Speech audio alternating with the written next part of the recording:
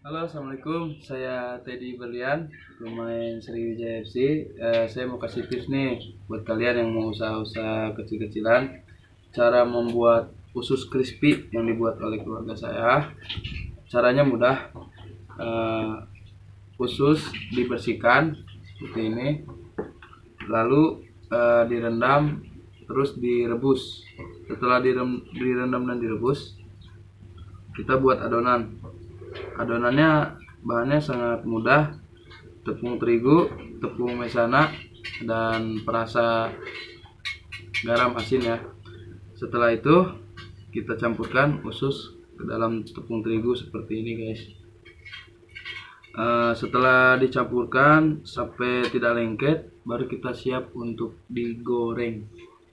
Oke, terima kasih. Ini tips dari saya, semoga bermanfaat.